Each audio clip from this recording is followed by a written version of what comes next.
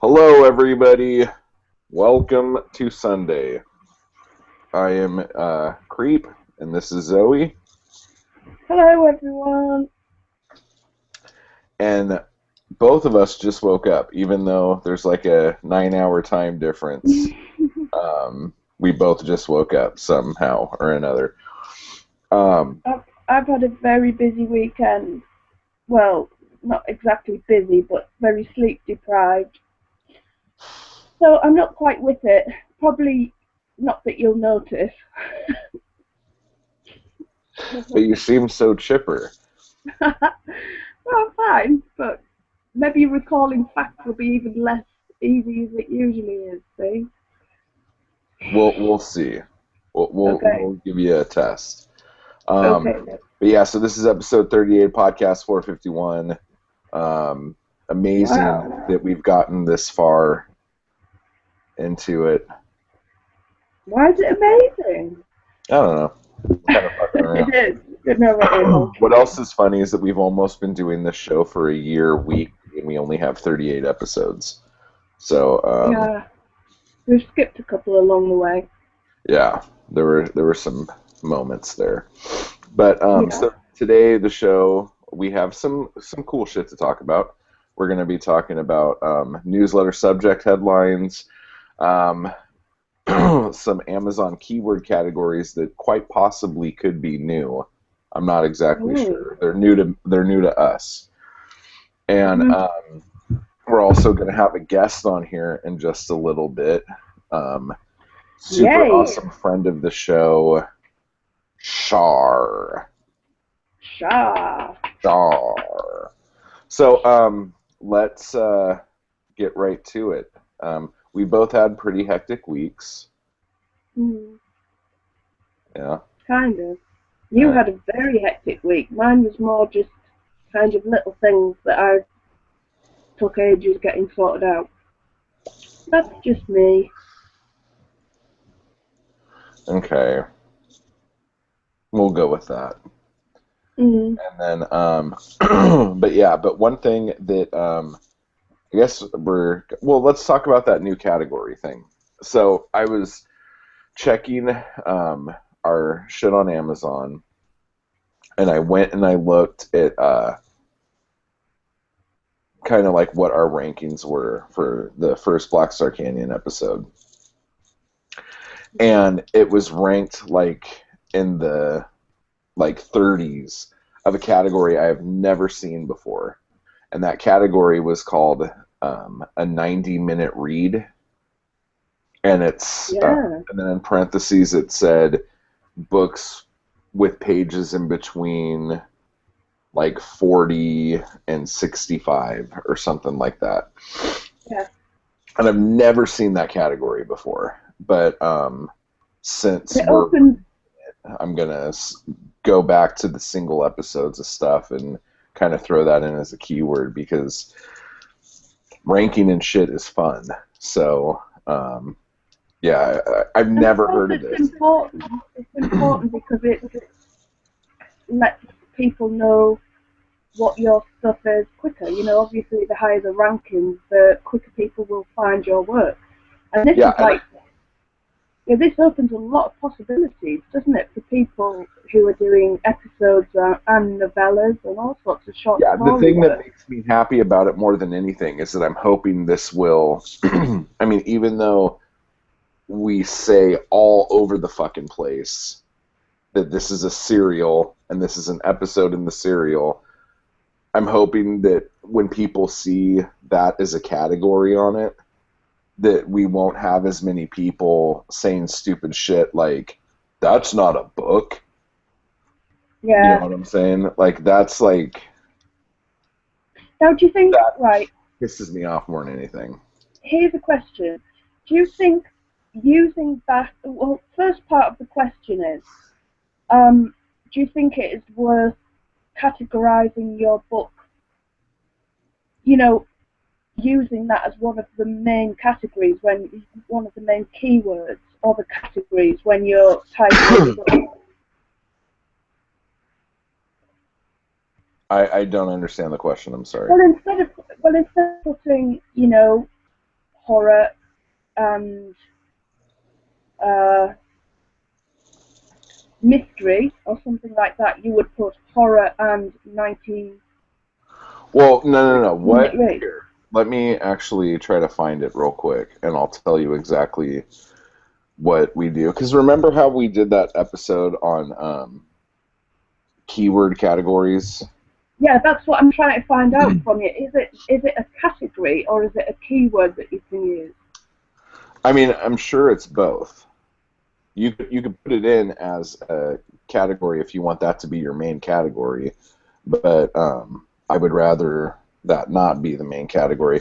I just don't know if like there are many people going, oh man, you know what I really want to look up, the 90 That's minute. what my next.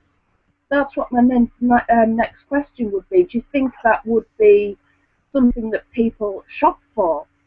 You know, and if you use that as a category, do you think that would be detrimental because you're sort of No, I limiting?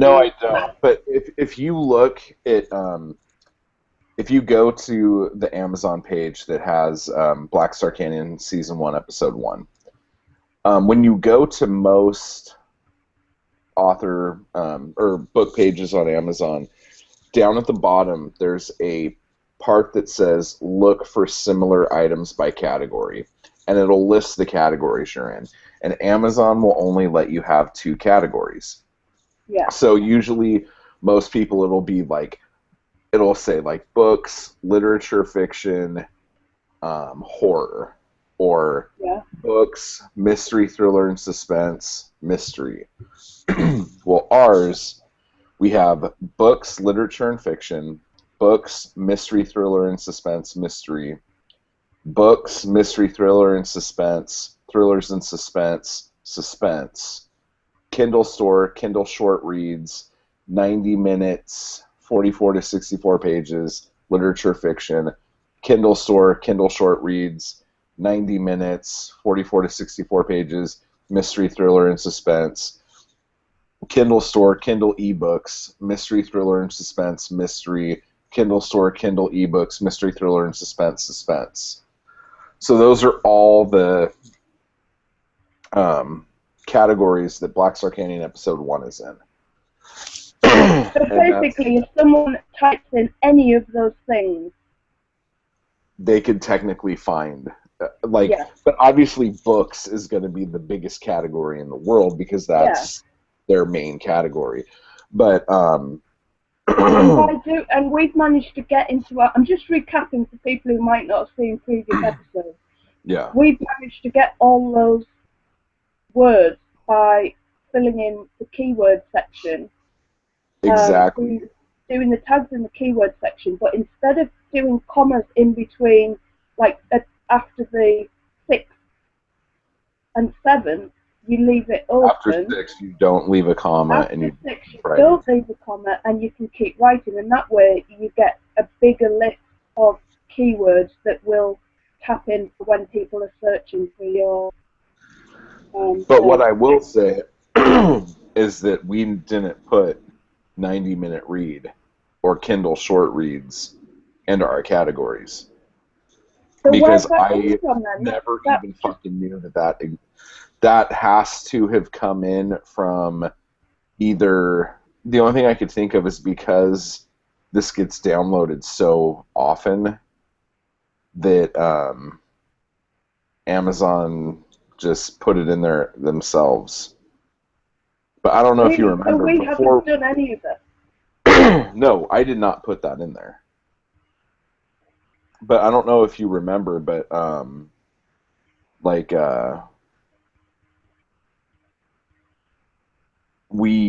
our categories used to suck before we did that. Bad. It was like horror, mystery, and that was it, you know? Yeah, you're very limited, aren't you, with certain genres of books. You're very limited. With erotica and romance novels, there's all sorts of ways of getting around it, isn't there? But still. Yeah, let me see something real quick. You're limited. I wonder if anybody... Oh my gosh, I guess it's a new thing, because I just looked at episode 3, and it's under Kindle short reads 2 hours or more, 65 to 100 pages. Oh, So this wow. must be like a new thing that Amazon has done. But like with episode 3 of season 2, we're also in paranormal suspense, horror suspense. Um, yeah, dude, that's awesome. I need to go through this and check all this out because I seriously 100% had no effing idea that they were even doing this.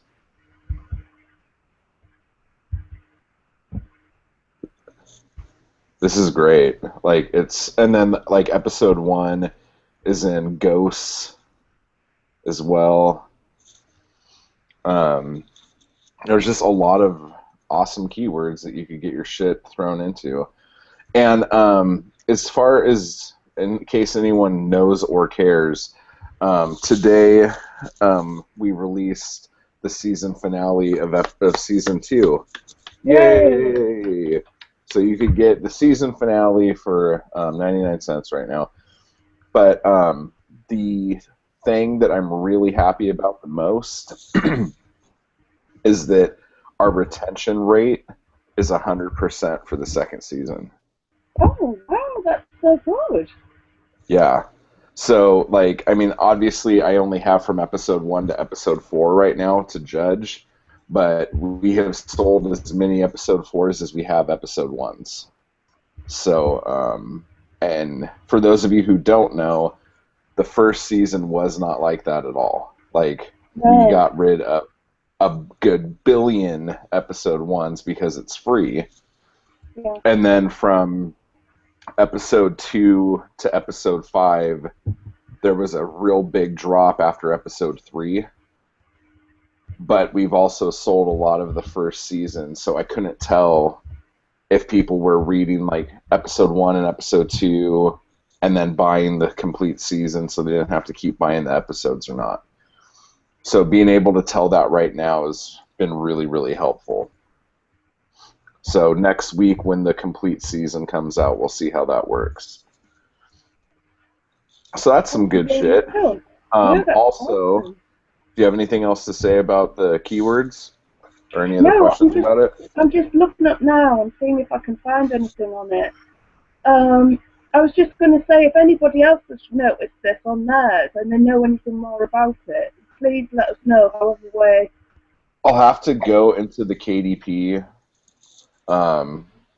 category help thing and see if that's a thing on there. But the fact that they're just throwing that on books is really fucking awesome.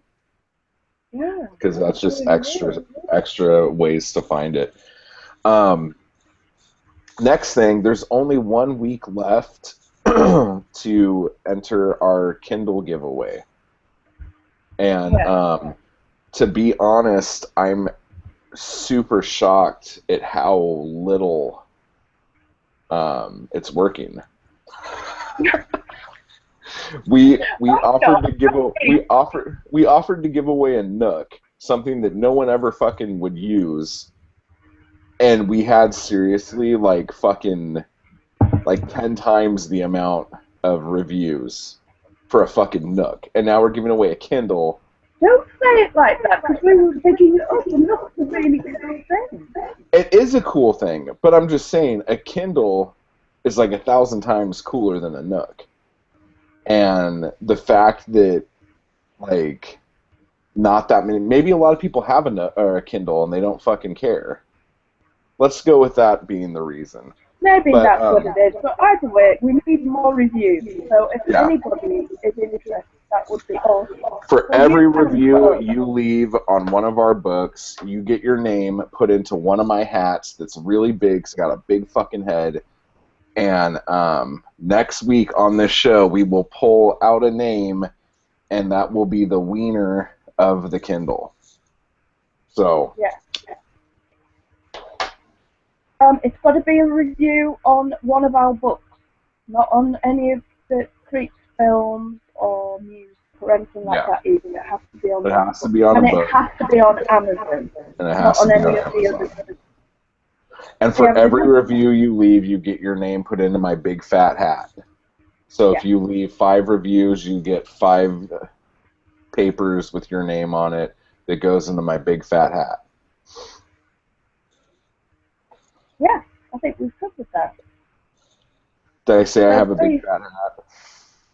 A big fat hat to a big fat head. Yeah. It's full of brains. I keep saying. I don't know. I have a feeling that my skull's pretty thick. Yeah, maybe.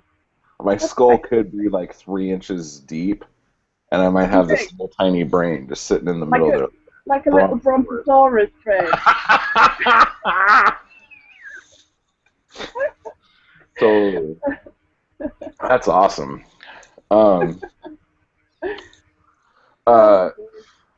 So I guess the last little meat and potato section here is we've been doing this show for almost a year now. Next month will be a year of me writing and publishing ebooks kind of full time. And so when shit is like a year old, you know, like you tend to look at everything you've done and kind of measure how things have gone. And so what I did last night was I looked at my newsletter performance over the last year.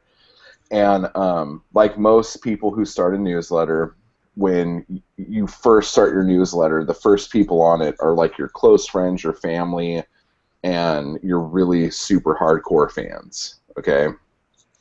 So my open rates were like 50% or 60%. I think the first month my open rate average was 72%, and the click-throughs were, yeah, and the click-throughs were really good. But like for the most part, the average for this field, I believe, is like 15% open rate and like 3% click-through rate.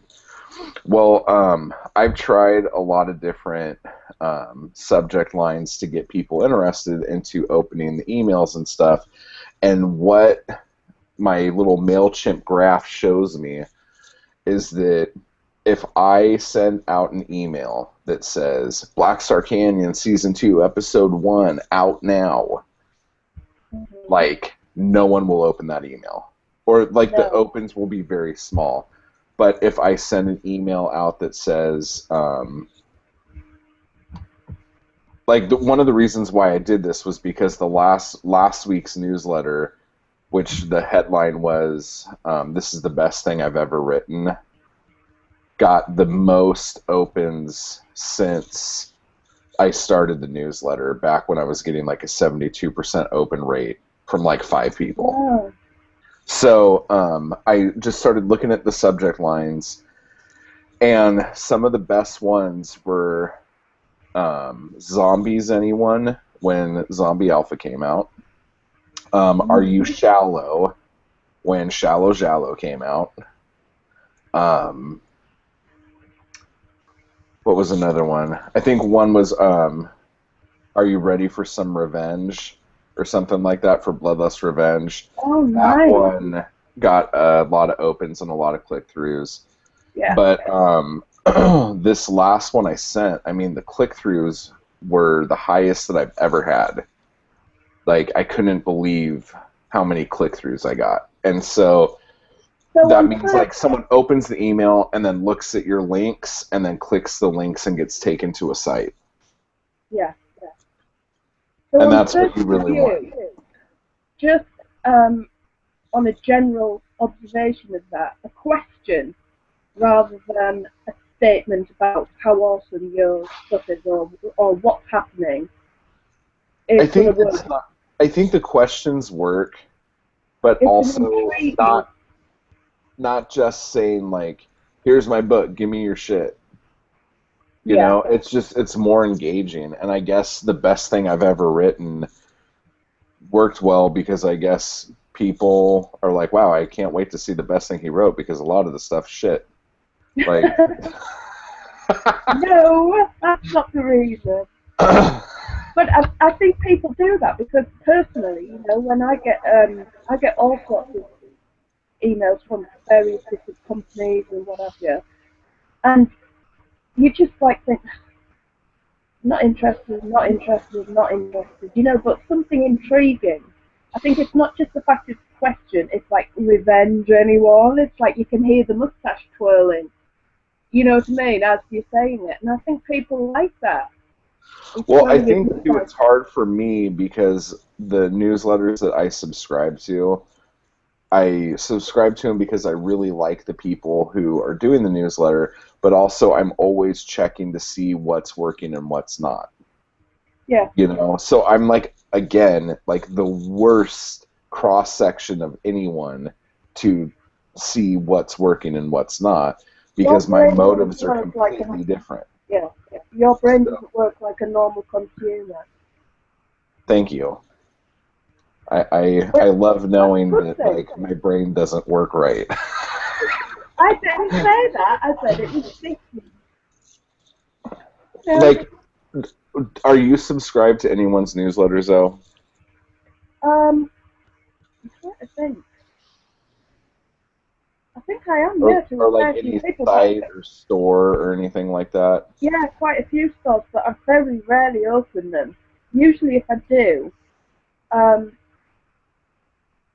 it'll be something that I'm interested in. You know, if it's like tips on um, how to If it's spell tits various and stuff. stuff? Pardon? Did you say tits? No, tips. P Oh, for like Papa. Bellend. Got it.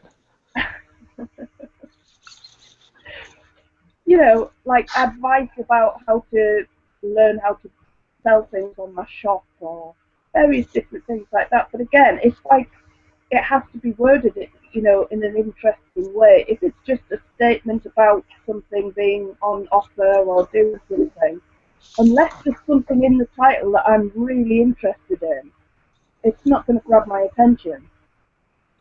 Like fright rags, for example, we'll give a little shout out for. We love fright rags. Fright Rags are an awesome t-shirt company, and I have to admit, I have hundreds, well not hundreds, but a lot of their t-shirts. But Oh, you again, know what one's really good? The Freak Show shirt. oh, some things you can never live down, ladies and gentlemen. Stu is laughing.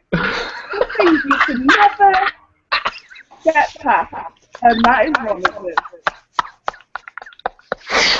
Oh, an elephant never forgets. Okay, so go No, ahead. yeah, and the various You're fucking. it's really not that funny. You're doing It's so good. basically, You're doing so it's good. You're basically being super mocking. professional, and I'm being a total dick. But It's basically mocking my short-term memory loss, as usual. It was a simple mistake of somebody mixing up. Oh, let me think what it was again. oh, Oh fucking no, shit. I can't even think what it's called. Are you fucking kidding me? Funhouse. Funhouse and Freak Show. Okay. That was. I actually have a Funhouse T-shirt from Fright Rags, which is awesome. Somebody asked me what T-shirt it was, and I said, "Yeah, it's Freak Show," and caused great hilarity. Being a dick, as I And usually then am. didn't notice it for like another couple minutes. Oh, so Oh, embarrassing. it was good. Okay, continue. Anyway, that freak show, Bright Rags are an awesome company, but the trouble is I can't afford a lot of their stuff.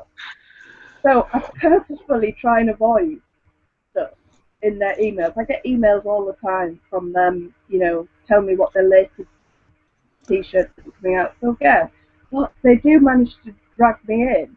But again, it's because of the content, you know. If it's a t-shirt of something that a particular film or a particular character that I really like, I do get dragged into it. But they have a way of making it interesting. I do find myself clicking into that, and I think it's probably, you know, they do sort of, however, they do kind of say ending soon, and that kind of stuff. And I don't know whether that's not technically supposed to work, is it? But it does with me, because you kind of think, Well, check this out. I was thinking about it today because I have to do a newsletter today. It's that time of the week. yeah, And Black Star Canyon season finale is out. So I was thinking, do I put in the subject line, "This is the end," or do I put in the subject line, "Puppies in a puddle of blood"? Like, what would get more people to open an email?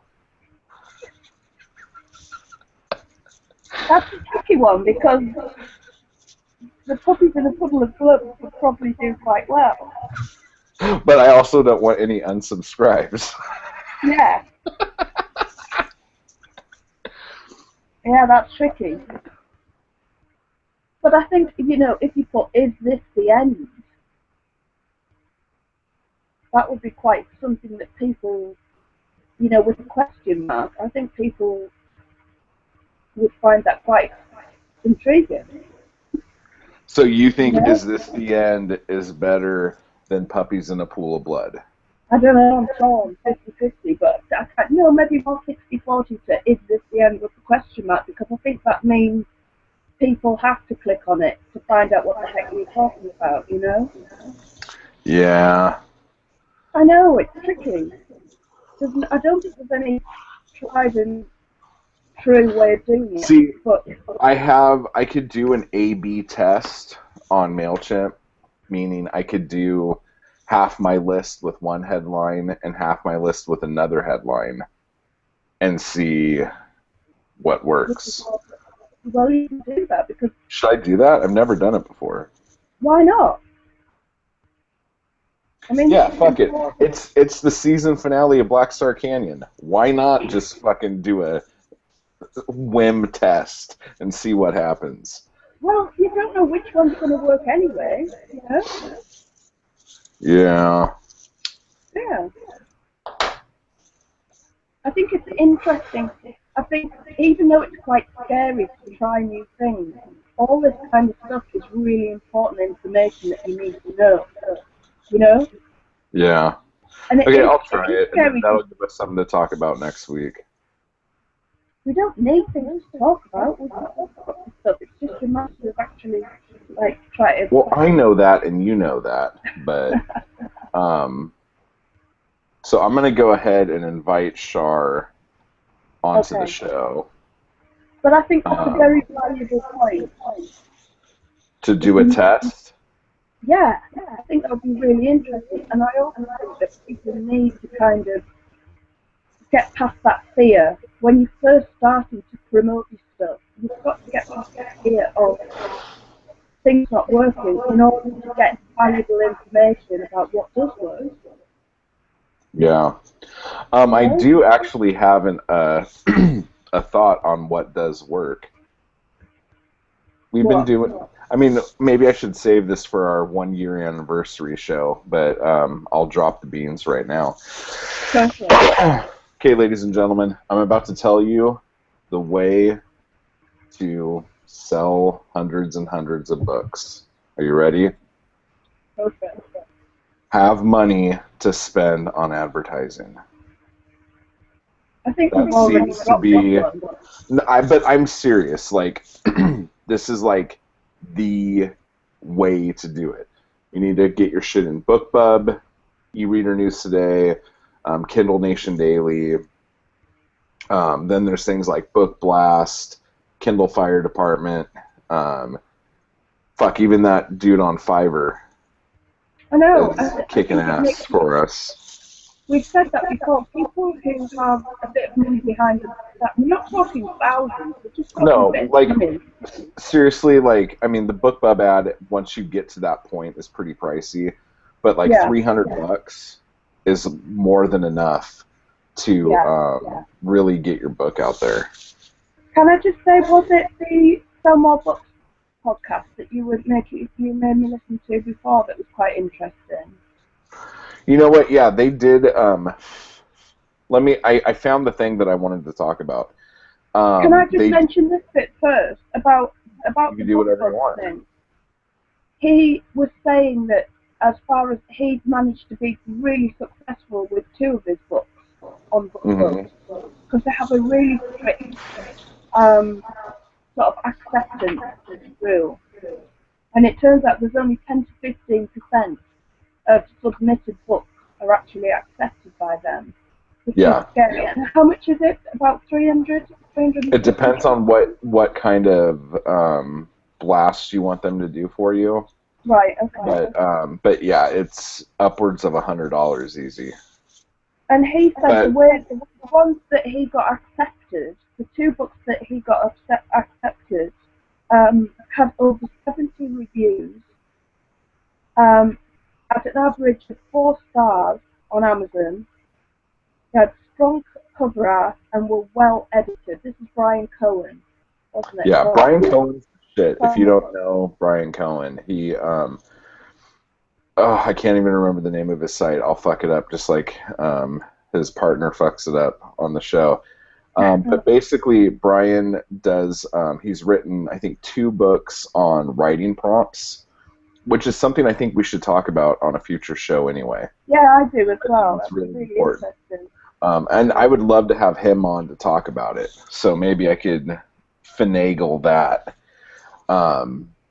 But he has a show with Jim Kukral from Author Marketing Club called the Sell More Book Show, and they've done maybe 10 or 11 episodes. It's a really good show.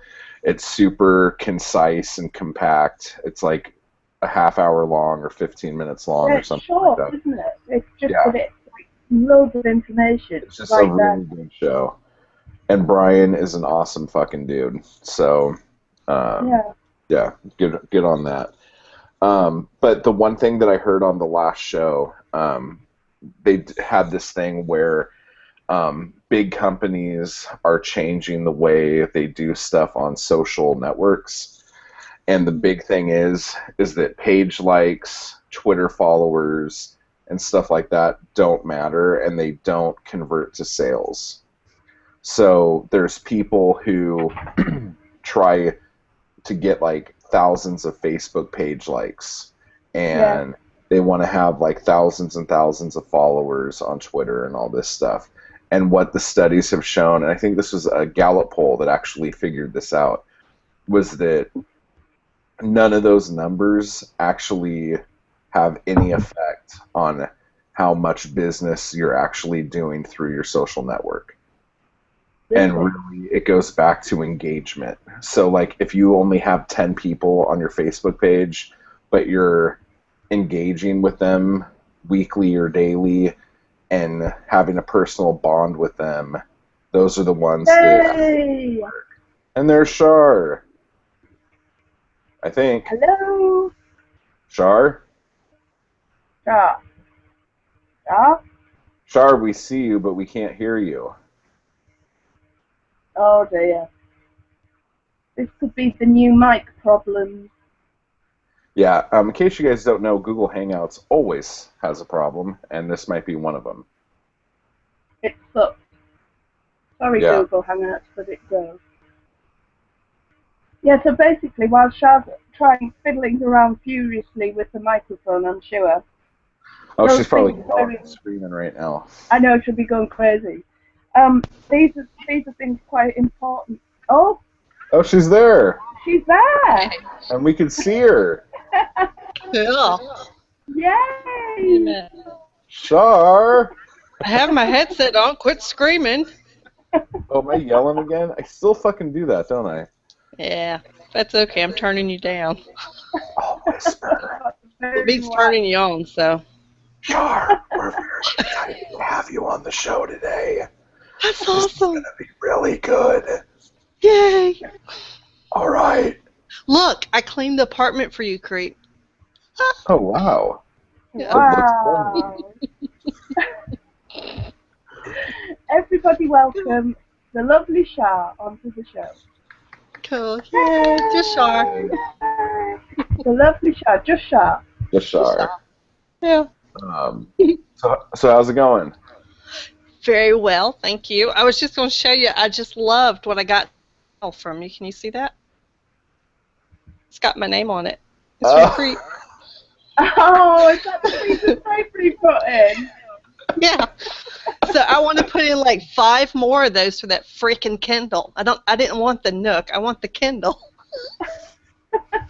But at least somebody does, Char. That's I all was I'm like, damn, saying. I'm leaving all these reviews.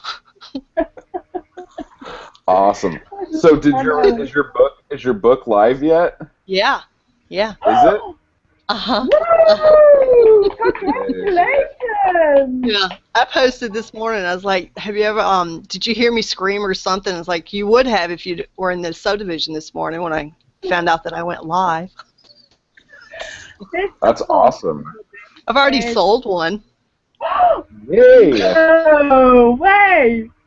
You're kicking ass. Wow! Yeah. My That's mom. so cool. So tell us all about it. Like, This is what? everybody who's watching. This is the Others of Hickory Cottage, which is the first episode, I believe, isn't it, or the first book in the First series? book. Yeah, I leave the episodes to creep. I'm doing just the book. Yeah, just the book. That's why. Yeah.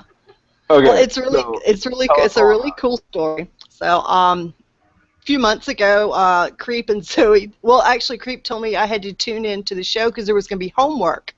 And I thought, oh, there's always homework. So it was basically to just sit down and write. And I was at like the tail end of their show, and I actually just started writing. And I think there was like a limit or something. I can't remember if it was how many, but I bypassed it in like 20 minutes before the show was over. It didn't take me no time to reach his limit, and then just kept going. And it was like, where are you at? And I'm like, I'm a couple of thousand. I'm almost to 6,000. So it was just really cool that taking his advice by sitting down and just writing and blocking everything out, that I actually got something done. And the end result was really, I thought it was really good. It took some revising, and then I kind of sat on it. I think I was afraid to give it to. I mean, I gave it to him, but I didn't really push the process, which he said that he. I didn't think it was that good. And then the bookstore that it's based on closed, and so I am jobless. I have to do something, and the only thing that I'm good at is either pushing other people or writing. So it's like, what the hell? Let's go for it. And at the time, he's been real busy with putting out the Black Star Canyon, so I kind of hated to bother him, but I kind of wanted to push it. So we did, and through his help and Zoe's, I've got a beautiful cover. And he helped me upload it onto KDP yesterday. And here we were thinking it would be possibly Monday, fingers crossed, or Tuesday before it would come out, and it was up this morning. So it was like, wow. Yay. What was that feeling like when you first saw it? It's like, I guess, a fangirl moment. I was squealing. I actually screamed. Yes, I did. I went out and on the patio and gave a good rebel yell. So I was like, yay. Scared the birds. That's brilliant. So what's the book about? So the book is about the experiences that I had at our bookstore, which was called the Hickory Cottage Book Exchange. And basically what I did was, it was kind of funny. Right before the store closed, I had these 2 kids come through. And as soon as the door opened, these 2 little darlings were on a tear. And they ran through the store, which is an old house, and you could hear them literally just knocking the books off the shelves and stuff. And I'm thinking, fuck. And their mom came in, and she had a list. They had like a free weekend of HBO, and she saw True Blood and wanted to read the book. So she came in with her little list, and she said, do you have any of these? And all I can hear is books falling. I'm thinking, shit. It's like, yeah, I got those books. Come right in. So I said, which ones do you want? And she said, all of them. I said, well, you're in luck. I have all of them up until the current hardback. So got her set up and everything, showed her how to maneuver herself through the house, which is when I said in the description that the characters working through like a maze of books. That's how the house was set up. It Oh, the was like best you walked kind. in, and the shelves just started, and it just goes all the way through the house. It was all books, you know. So got her in the maze, and she was up in the front room by the front door, and okay, yeah. What? I'm just stopping. You said you had to say something, so I'm shutting up. No, I we didn't say didn't. that. It said I thought it said I came up. I remembered what I wanted to talk about, so I shut up. I didn't say that. No, we didn't Yes, you say did. anything. That was really creepy. That's very scary. It No, did we it. said anything. Nobody said anything, Char.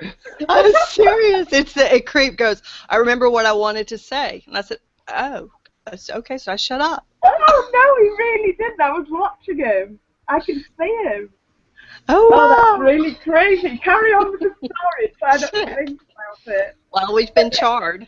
So so anyhow, so I left the lady in the front part of the house by the front door, and as I went deeper into the house, which is on the other side, is where the children's section was, and that's where the little turds were, and they had gone off into another room, which is mentioned in the book as the Harlequin and Christian fiction room, which was really kind of crazy that I put smut in with Christian fiction, but that's how the house was set up. And they were right in the middle of the erotica section, just ripping the books off the shelves. I was like, fuck. And I looked looking to the left to the egg room, which is described in the book, and then the other rooms, there was books everywhere. I was like, motherfucker, really? And so I didn't even think about it. I went back to the front of the house, and I texted a friend of mine who's a police officer, and every day after work, he would go to the community center and play basketball. So I texted him. I said, hey, will you do me a favor? And he said, how much is it going to cost? And I said, a daiquiri.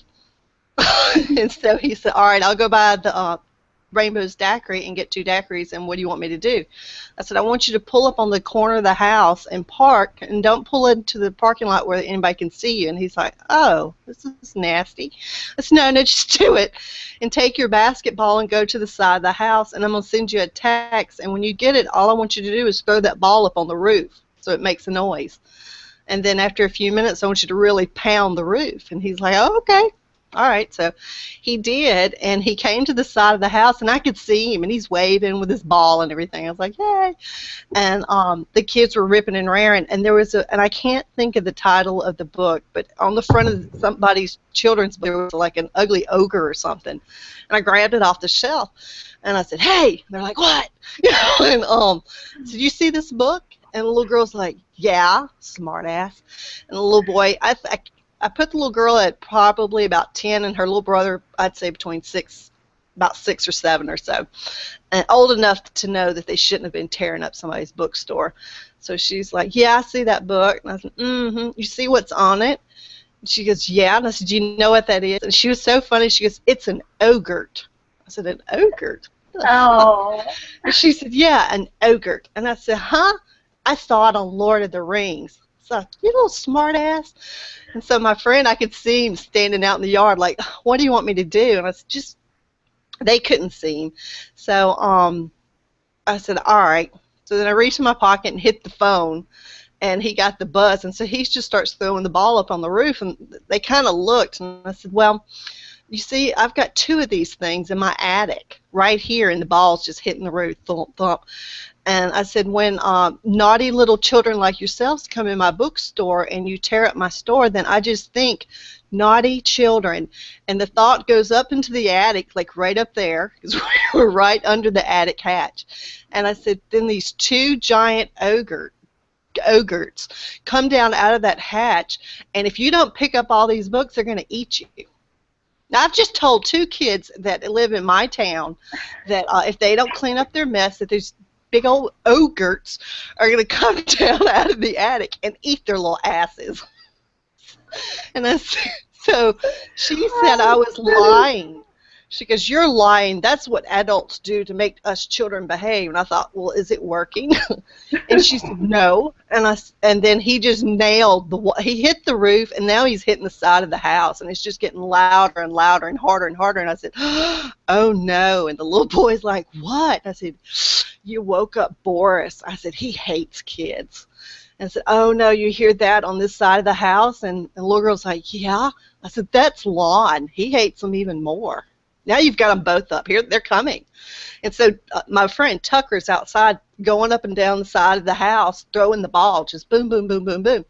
And I said, any second now, that hatch to the attic's going to pull back, and they're just going to drop down and eat you. Oh, my God. The little boy's eyes went doing, and well, what do we got to do? And I said, all you have to do is go through the store and pick up all the books and put them back on the shelf. I said, it doesn't matter where on the shelves you put it, because we're closing, and at this point, I don't give a shit. Just don't put it on the bottom shelves, because I've moved all the books up so that people wouldn't have to bend and stuff. So they're like, kind of thinking about it, and he just really started nailing the side of the house, and I thought any minute now the wood's going to fall off because he's hitting it so hard, and it spooked them, and immediately they started picking up the books, and within like 10 minutes my store was clean again. And he just kind of waved off and went to go get the daiquiris, and he sent a text, and he said, I don't know, but did it work? And I said, yeah. Would you please get me a blue suede shoe, which is my favorite daiquiri? And he said, sure. I'll see you in a few minutes. Can I pull in the parking lot? And I said, sure. And he did. And in the meantime, the mom got all her purchases and came up to the front. And I had told the kids, after you clean up, now you go see your mommy, and where she goes, you go. And I don't want to hear another word out of you. You just be quiet. And I said, now when you leave the store, this is an enchantment, and you will totally, hopefully, forget everything I just told you and not mention it to anybody. I said, because if you mention it to your mommy and your daddy, these ogres are going to come out of your closet and eat you. Oh my God, Char, that's terrifying. So wherever mommy went, the kids went, like tag-alongs, So she's like checking out, and the little girls, and it's hot. At the time, this was right before I think this was like August, so it's hot outside. And she says, Mama, can we go wait in the car? And she's like, I can't say her name, but she's like, it's like 100 degrees out there. I don't care. She wanted to get the hell out of I just want to get out of here. Yeah, so her mom turns around with the key, and unlocks the car, and she says, don't touch anything. I'll be out there in a minute. So sure. Well, they open the door and literally run, and our back steps has like a handicap ramp, and instead of going down the ramp, which they like to do, they went down the 4 steps. I think the little boy jumped off the side just to get the hell out of there. They go, and they're sitting in the car, and Tucker pulls up with our daiquiris, and he kind of leaned in and was talking to him, and the little girl, he told me later, she said, we can't talk to strangers. Because he didn't have on his uniform. He was in a cop car, but he was dressed normal. And he said, that's a good thing. You shouldn't talk to strangers because something bad might happen. And the little boy said, yeah, don't go in there. Oh, no. And he says, why? What's wrong with going in there? And the little boy looked at his sister, and he goes, oh, no reason. Help yourself. So that's where the story based. That's basically dirty grown-up thing, like don't tell your parents, it's our little secret.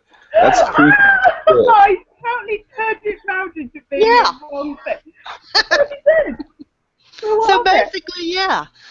And the funny thing was, like, that lady was a speed reader. She had bought the entire collection that I had, and I think it's over 12 books. I can't remember exactly, of the True Blood series. And in 2 weeks, in less than 2 weeks, she was finished. She actually went to Books A Million and ordered the current hard copy. She was all caught up, and that's a lot of reading. So that tells me that she ignores her kids a lot, like she did in that bookstore. And so she comes back in 2 weeks later, and she's got a list for another series, and I had them, and I was like, well, where are the 2 darlings? Where are they? And she said, it's the weirdest thing. I said, hey, kids, I'm going to the bookstore. Do you want to go? And they said, which one? The little girl said, which one? I'm going back to the Hickory Cottage. No, no, no, no, no, no, no, no, no. And she's like, well, don't you want to go get a book? No, no, no, no, no. And then she said, what are you going to do? And she said, I'll clean my room. Awesome. Well, you do that, and you stay here with Nana, and I'm going to go get some books. She said, that's weird. She usually is like, oh, let's go to the bookstore. Yeah, you scared them from reading. They'll never read again. Good job. You just turned 2 kids into e-readers for good. For sure. They'll never pick up a book again. They don't respect books. They don't deserve it. Right. I mean, they were tearing up my bookstore. Yeah. I have a better question, actually. Where do you go that you could go get daiquiris to go? Oh, they're right around the corner from the bookstore. Actually, there's 2 daiquiri stores right around the corner. Like if you're looking at the front of the cover that Zoe drew, that's the house looking out at the street. If you come off the front porch, you drive to the right, you go to the corner, you hang a right, and on the left is Stray Cats daiquiris, and then less than 200 feet next to them is Rainbow's daiquiris, right there. And they have rum in them. Yeah, they got everything. They got everything in daiquiris. Rum, vodka. But I'm just saying, like, you could It's get alcohol beverages to go. Yeah, you just go through the drive-through. Oh my God! They have God. a fucking drive-through alcohol thing, like a goddamn Dairy Queen. Yeah, What they do. And you can get ice cream at Rainbow's. I haven't been to Stray Cats, but at Rainbow's you can get ice cream. It's like a coffee place / daiquiri shop. So let me ask you this: is it legal? Now you're in Louisiana. Uh-huh. Is it legal to drive with an open container in Louisiana? No, see, that's the bad thing. And you can pull up to any of them and get it. I mean, of age, you got to be 21. And I mean, you just pull up. If they're concerned about your age, they'll ask you for your driver's license, which that doesn't happen anymore. That sucks. But anyhow, you just pull up and get it, and they give it to you, and then they'll hand you the straw separately. And what a lot of people in our town, in our state, knows, you don't put that straw in that cup till you get home, turn that ignition off, and get out of that car. Because if you do, it's an open container and it's against the law. Yeah, there's a way to get around doing that, and I'll tell you how to do that off the show. Do you pop the top and drink it like this and then put the top back on? Yeah.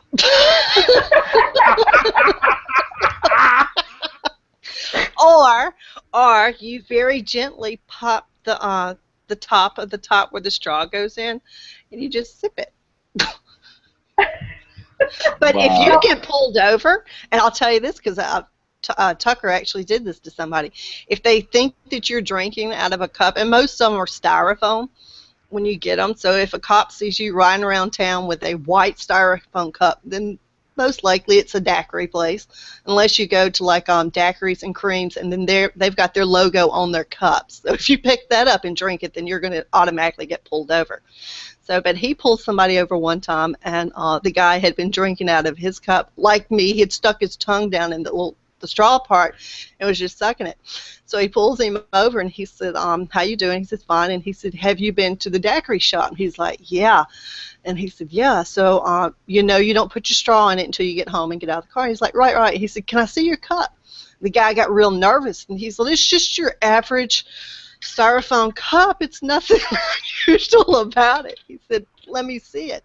But the straw wasn't in it, so he was safe. He said, see, I didn't put the straw in it. And he goes, yeah, but your hole's punctured. And that's exactly what he said to him. He said, your hole is punctured. And the guy's like, excuse me? He said, your straw hole is punctured, so what did you put in it? Because now it's an open container. He says, I didn't stick anything in it but my tongue. He goes, oh, you a dirty bird. So he wrote him a ticket for an open container. So when I go and get my daiquiris, I don't do that anymore. I mean, I'm not as brave as I used to be. No, I go straight home, turn the car off, and then sit there and drink it. I get a couple of swigs before I go in. But he Daiquiri would shop. go, It's like you're on the moon. It's like a completely different place. and they're Dairy talk everywhere. to me. I mean, there's just two right around the corner. When I worked in Hammond for one of the real estate companies, up the road, two different ways was like three daiquiri shops. Wherever I ended up going, not too far away was a daiquiri shop. And usually, and like ours, I mean, every every one of them's got their own deal. But Rainbows, where we go in Ponchatoula, it's two for one on Tuesdays and Thursdays. Now, if you go to Wise Guys over in Hammond, their daiquiri shop, their 2 for 1 is Mondays and Fridays.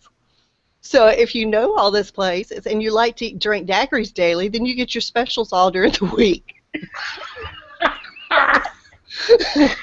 Dude, that is fucking just And I mean, my favorite, like I asked him to go get me a blue suede shoe, is basically like a blue Hawaiian is what it is. yeah. And it's just frozen. But they got like mudslides, White Russians. There's one called SOB. And when I first started drinking them, I asked one of the guys, I said, what is that? That sounds so exotic. Like, I want a son of a bitch. And he said, it's not that. It's strawberries, orange, and banana. He said, it's our strongest daiquiri. Would you like some? I was like, oh, hell, I got to drive home. He said, that's when I was told you don't put the straw in it. I was like, well, why would I buy a daiquiri if I can't immediately drink it? And he said, you can, but you'll go to jail if you get caught. I was Can like, you drink oh. them on the street, like walking around the street? Yeah, if you're walking around, as long as you're not driving and operating a vehicle. Yeah, because like where I live, you're not allowed to drink on the street. Oh. Like if you Really? have a like okay, for instance, if I had a beer and I walked to the edge of the property and stepped foot on the sidewalk while holding a beer, I could get a ticket. Oh, bummer. Yeah. You can walk wherever you want to here with it. They walk all through town. Those people that don't drive, they're on their bicycles all the time. They're drinking them. Yeah. And driving their bikes. So, Wow, that is just crazy. It's like a whole different world. yeah, It's you can something drive that your bike and drink a daiquiri, but if you walk in town and your pants are down around your ankles, you'll get a $25 ticket because nobody wants to see your ass hanging out of your pants. I heard the only thing you can operate in California while under the influence is a horse. Because the horse will not be drunk and still know how to get home. True. It is true. That is just absolutely bonkers. I'll tell you the funniest thing.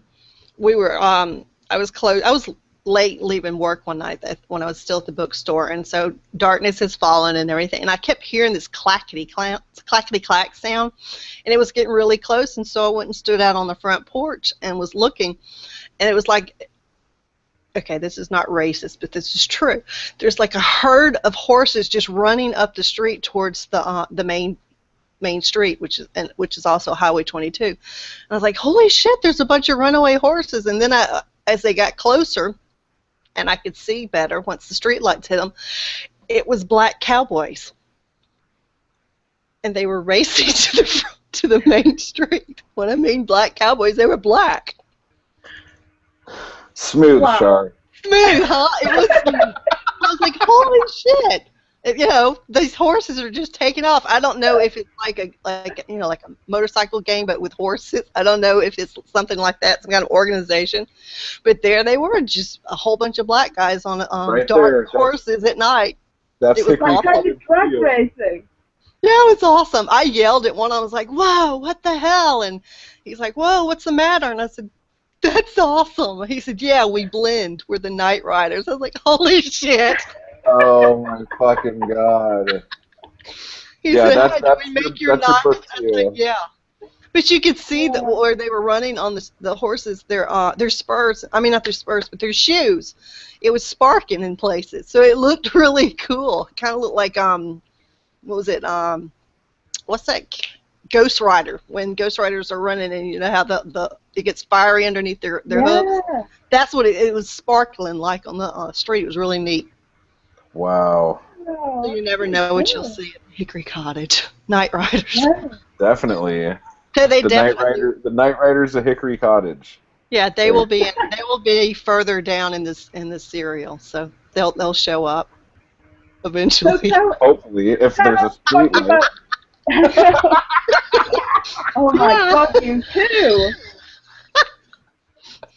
That was a So horrible Char, scene. tell everybody about what the first book's about. The You've given first us the, yeah, All you've right, the given us first the book is influence. in the first book.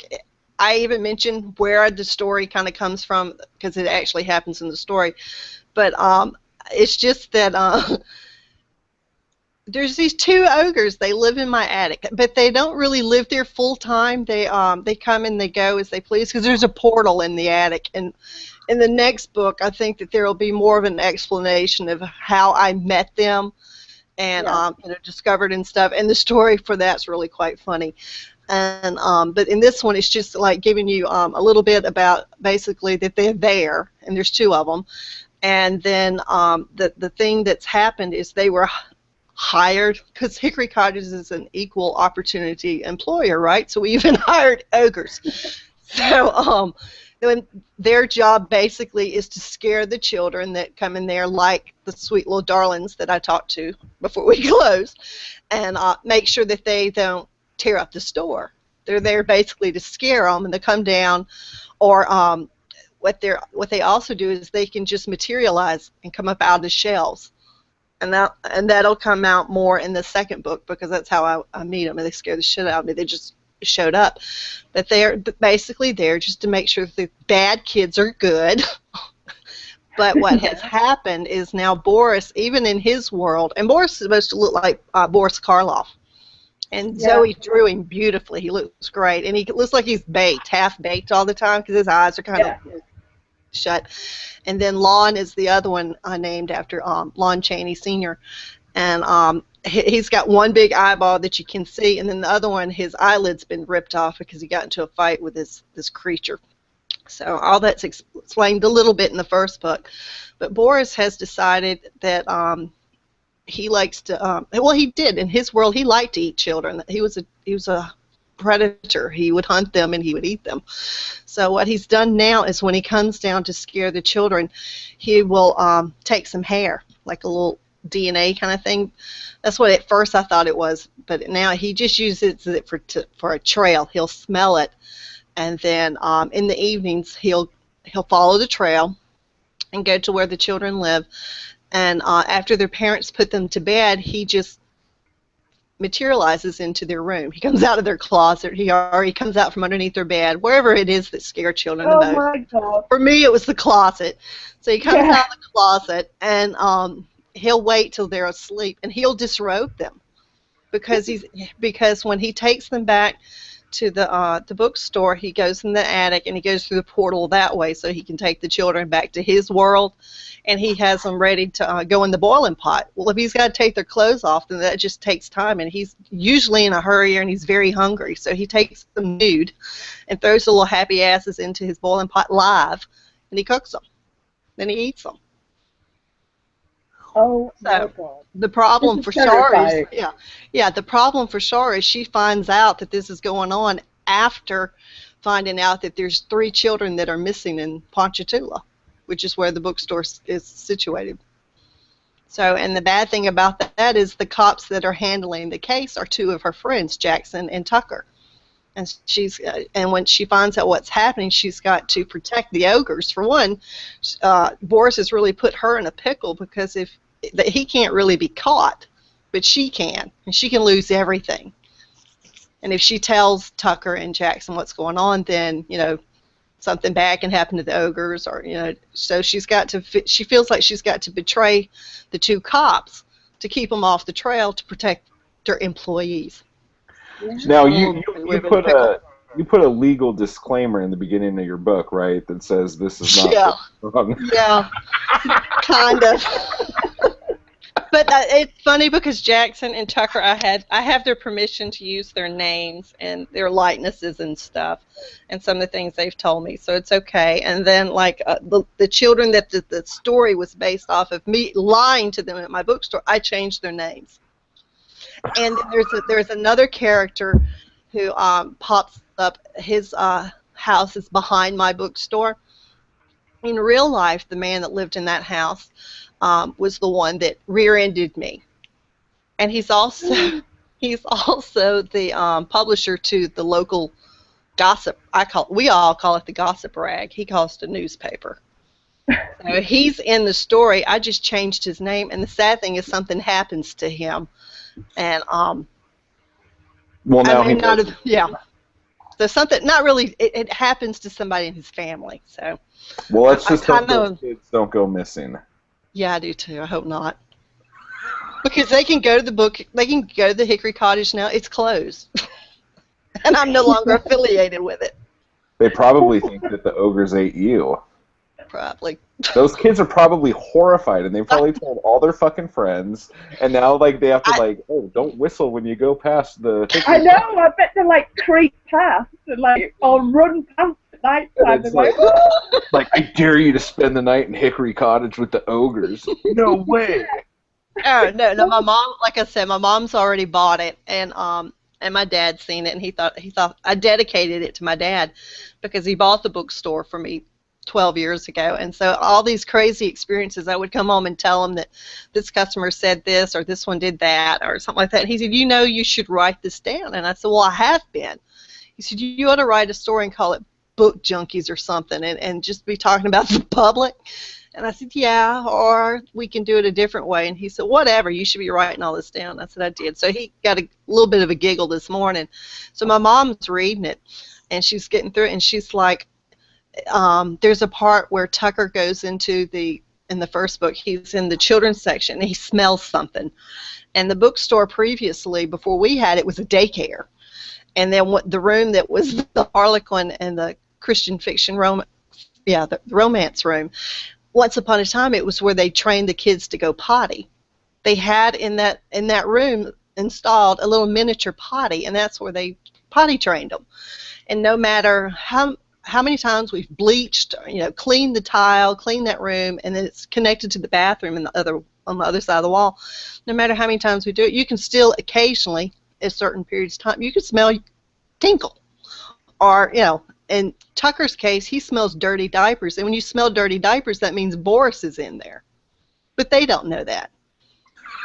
oh my God. So my mom's reading the story, and she's like, oh, my God. I said, what? And she goes, you're telling everybody you can smell urine in my bookstore. I said, it's not our bookstore anymore, and they already knew that.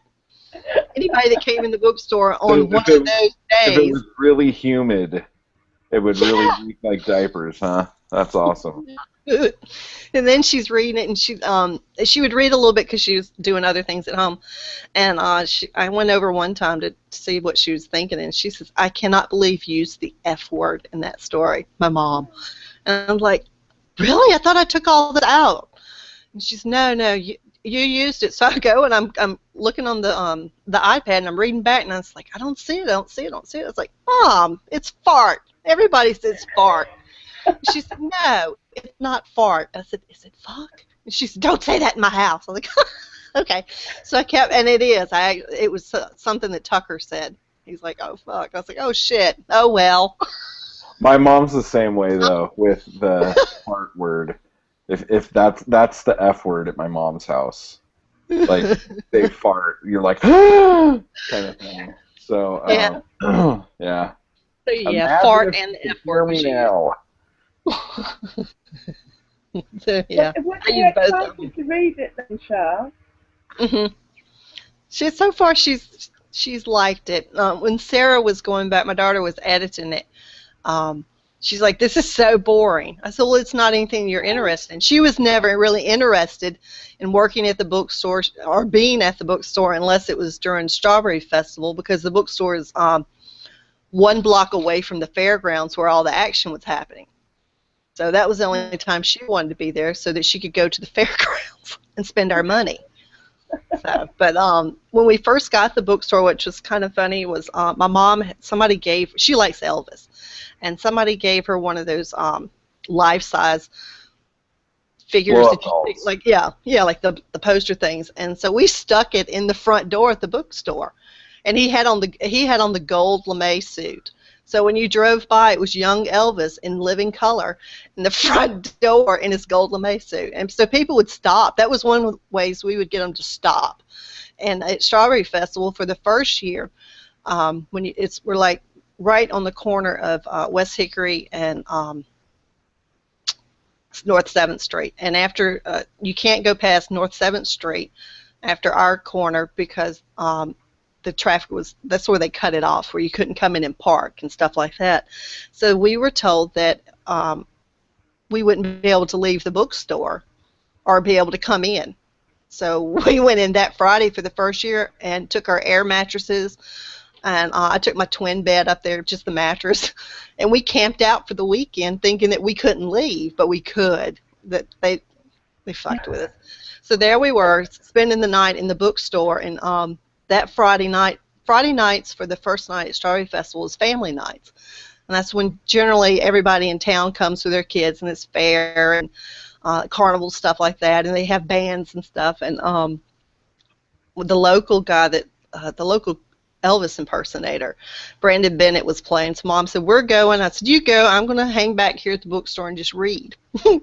So they left, and I was playing with Elvis in the window, and we had the porch light on, and he was in the other room on, if you're looking at the cover, the windows over to the right where there's lattice work, that's where Elvis was.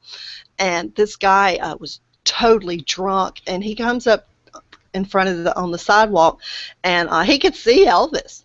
It was all lit up, and I'm behind Elvis shaking him. And he's like, "What the hell? It's Elvis." And he stumbled up from the parking lot on top. He was standing on the sidewalk. He was trying to balance himself, and he's looking. He's like, "Oh, my God, it's Elvis." And he turns around. He runs back up the street to where the cops were because there was some local kids fighting. He goes, "Oh, my God, there's Elvis. He's over there." And like, this is for families. Why can't you drunks come back on Sunday or something like that? And they thought he was drunk. So he brought one of the cops down and was pointing. He says, "It's Elvis. He's standing in the window." And the cop was looking. He's like, "No way." And so I jiggled it, and they both turned around and took off. So, yeah, Elvis at the Hickory Cottage. Well, there's another book right there. Yeah, I mean, there's all kinds of crazy stuff. And there's a lady that I had mentioned. My mom said I shouldn't say this, but it's okay. She's in the first book, and she was one of my favorite customers. When we first bought the bookstore, it was located in Hammett, and another town, a sister town. And this lady, I was told that they said, "You're not going to like Miss Carrie. She's crotchety, she's mean, she's just hateful, and she'll throw your money at you. She won't put it on the counter. She won't hand it to you. She's just going to throw it at you." So as soon as she came in and I was training with the previous owners, I was like, I made it my mission to walk up to her. I greeted her. I said, "Hello, my name is Charlie. We're the new owners, and welcome to the bookstore." And she's like, "Mm-hmm." I was like, "Oh, shit." So I handed her a basket, and she had a certain section in the back. She would go get the old romance, like Harlequins and stuff. And I went back there with her, and she's like, "Well, you don't have to follow me. I'm not going to steal your shit." I said, "Okay." I said, "Well, if you need any help, I'm right up here." And she's, "Mm-hmm." So then she comes back to the front, and wherever Miss Carrie had gone in the store, you could tell because she's just grabbing the books, and it doesn't matter which order they're in, and they're half hanging off the shelves. I mean, you always knew where she had been. I think she did on purpose. So she comes up to the counter, and I figured out how much she owed and everything. And when she went to get her money, I had my hand out, and she said, "Mm-hmm," and she put it in my hand. And the lady that just sold us the bookstore, she's standing there with her mouth open, and she said, "So you're going to be here when I come back next week?" And I said, "Yes, ma'am, I'll be here." And she said, "Good. Is she going to be gone?" And I said, "Yes, ma'am, they're going to be gone." "Good." I said, "Awesome." So the next week she came in the door, and she says, "Hey, Charlie." And I said, "Hello, Miss Carrie." She said, "You remembered my name?" And I said, "Yes, ma'am." And I said, "You remembered mine?" And she says, "Great." But she would come in, her son would drop her off, and he would either sit outside or go somewhere and get a drink and come back. And she would talk about him. And so I asked her, I said, "Well, what's your son's name?" She said, "I call him Boy." Now, Miss Carrie's black. And here she is calling her grown son boy. I said, oh. She said, that's what you call him. You call him boy. And I said, okay. So when he came back in to pick her up, because she worked at a local nursing home, she was worked in the laundry, and she was forever late. He'd bring her right before going to work. And she said, Charlie, what time is it? And I'd tell her, and she's, oh, shit, I got to get out of here. I can't be gossiping with you. And she's so funny. And he came in the door, and I said, well, hi. And he said, hey, I am. I said, I know who you are. You're boy. He laughed. He said, yes, ma'am, that's me. And from then on, I mean, every time she came in, I greeted her, hey, Miss Carrie, what's going on? Or how's boy? And there was a lady that came in not too long after it. She came in one day, and Miss Carrie came, and boy came. And he said, hey, Miss Charlie. And I said, hey, boy. And he said, I'm dropping Mama off. I'll be right back. I said, all right. Yeah, I won't do anything to her. And he said, good luck. So the lady that heard me call him boy comes to check out, and she leaned in and she said, now, I don't want to tell you how to do your business. And I thought, well, you'd be the first one. And she said, but, this is the South. And I said, you're kidding.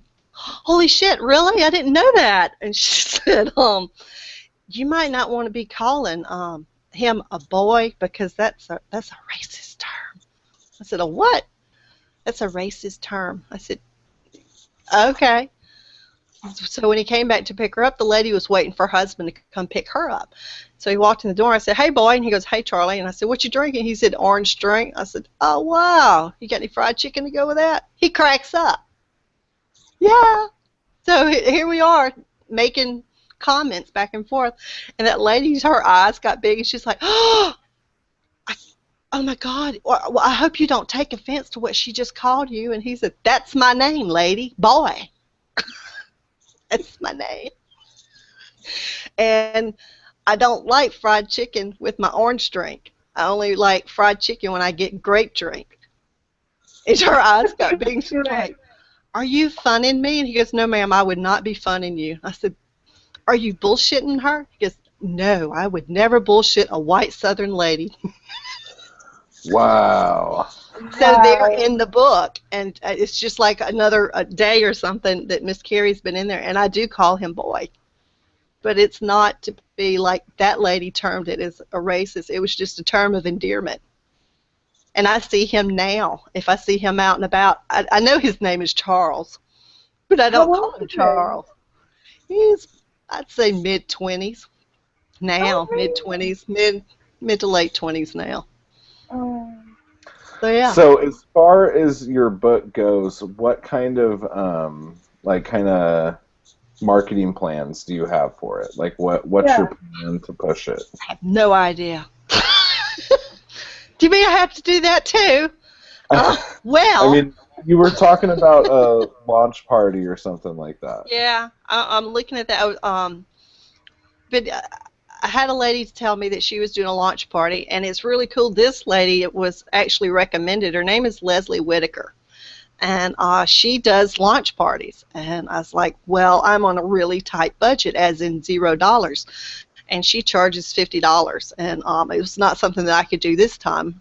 Maybe, once it gets a little bit bigger, maybe. I don't know. But she said that she was doing one today, and so I joined it just so I could get some ideas and tips and stuff. And it looks like it's pretty fun. But my story was supposed to come out on tomorrow, which is live now. But so tonight I will be working on a launch party for tomorrow, and I think I'm going to kick it off on Charter Mains, and then take it over to Facebook and finish it off. So, but I did sign up because this really sweet guy told me to sign up for a newsletter called MailChimp, and I have MailChimp. I don't know how to work it at all, but I have it. So, and I did. You'll have to listen because we've been talking about that tonight. Yeah, so I do have it on like my Facebook page and on my blog, the little icon or something that you click on to join the newsletter. So that would really be cool if somebody did that. I have 2. So far. No, I'm sorry, I have 3. I have myself. I subscribed just to see what it looked like. Well, you got to see what it looks like, yeah. Yeah. So, Creep subscribed, and Amber, my fan Amber, she subscribed. So I have 2 technically, because I don't count. I'll subscribe, so that's 4. Yeah, so I do know now how to do the subject line, thanks to y'all. I won't put that the book's available today. Hide your kids. Yeah. Yeah, I wrote that down. I said put like a You want your creative kids subject line. eaten? Sure. Um, Well, now, you know, one of the chapters in the book was called Baby Stew. Oh, nice. Yeah. wow. So what time is your show? I have no idea.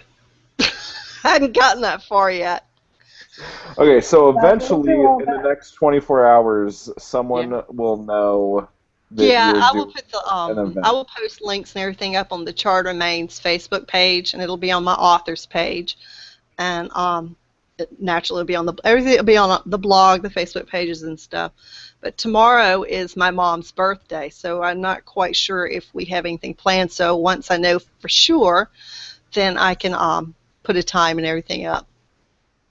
Oh, Right on. happy birthday, Char's mom. Thank you. Yay, happy birthday, Shark Mom.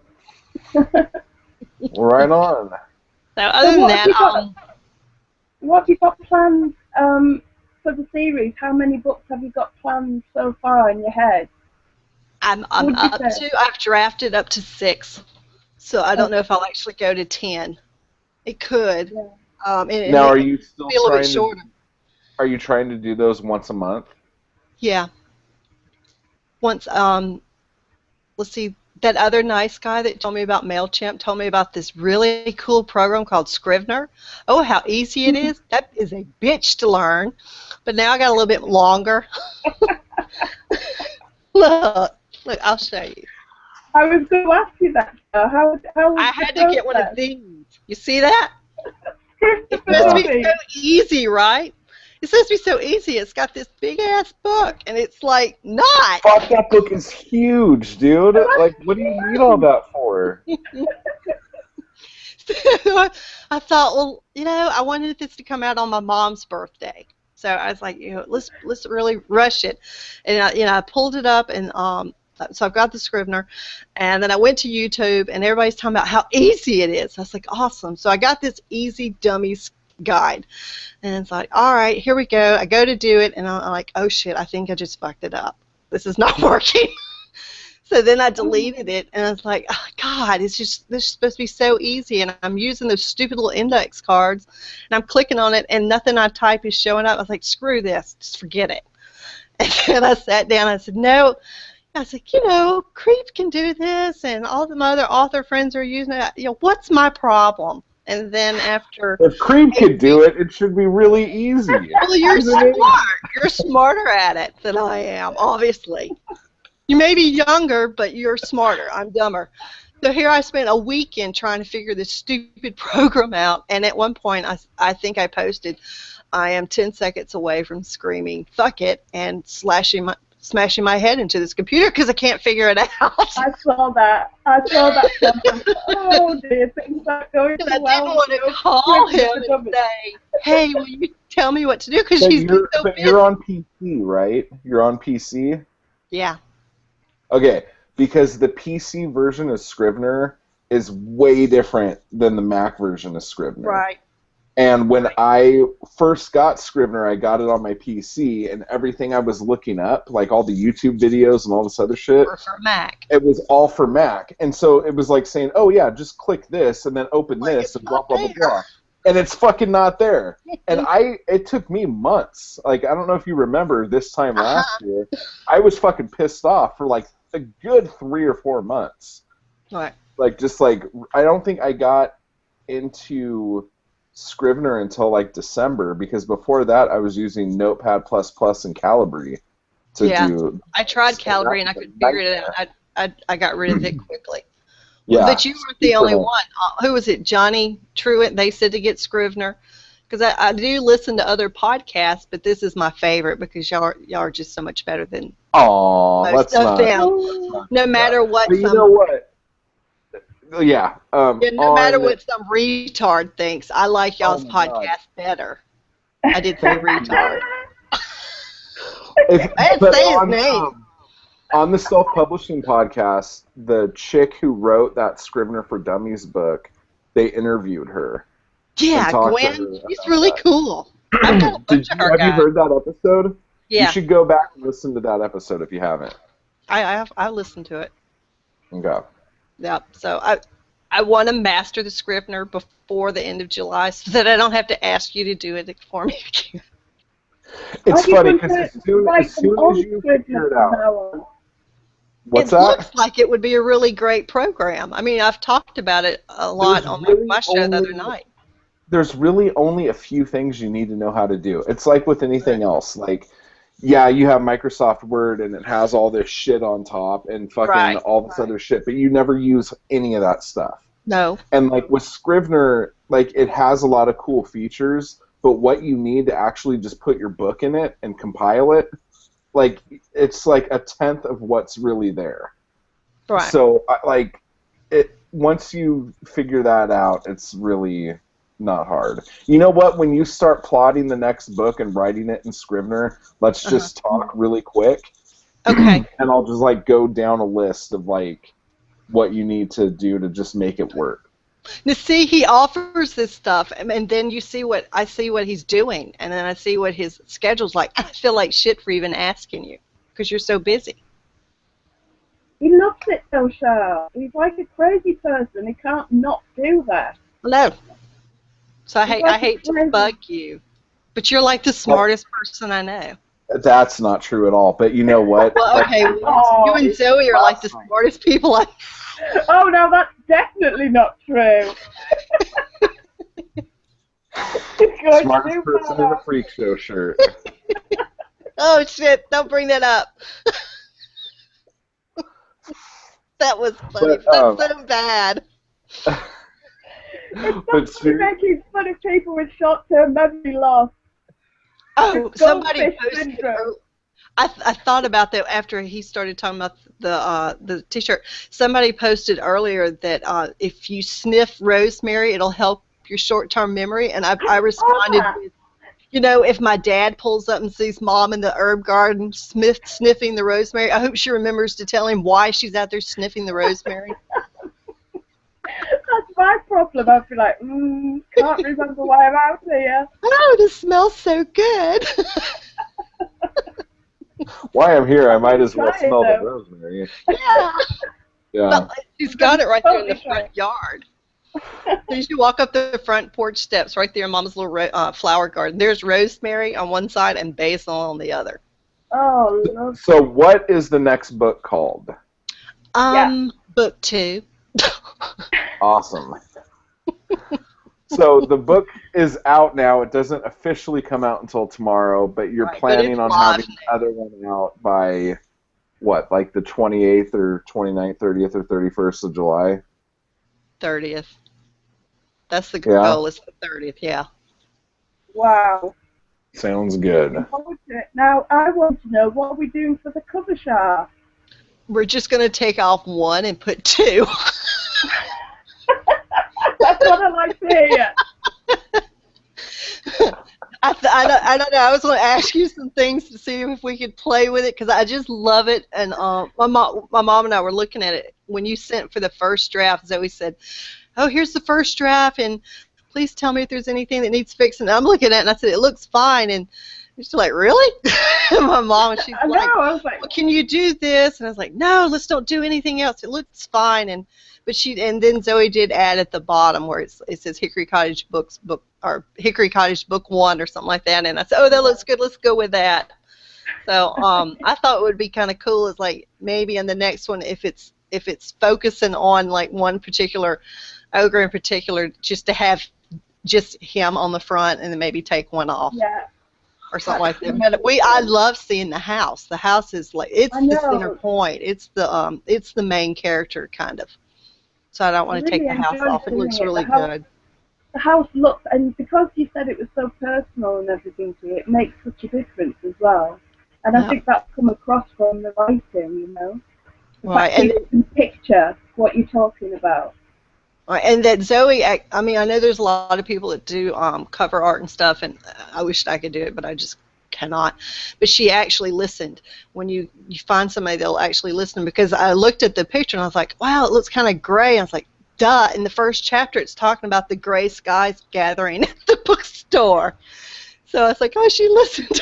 So, Yeah. so I mean, I love it. The house has never looked as great as it looks there. And I was going to tell you, on the front window over to the right, where the barrel is, my mom, that's decorations. There is an actual barrel at the house, and we actually had it when the store closed. Several people asked about that barrel. And I was like, no, that's my mom. She's keeping it. And I pulled up one day to go pick up the mail, and this guy had backed his truck up to the side of the porch and was going to take it. I said, that's called theft. And if you do that, now that I've taken a picture with my smartphone, if your license tag, I'm just going to send it to my friend who's a police officer. So back up, buddy. But I was going to tell you, wow, it's like crazy. I was going to tell you that lattice work in the front window, what that was about. Yeah.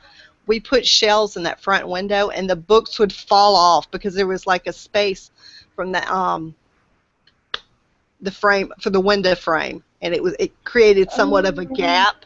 So we put that lattice up there, so if any books fell, that lattice would catch it, and I could reach in and maneuver the book out.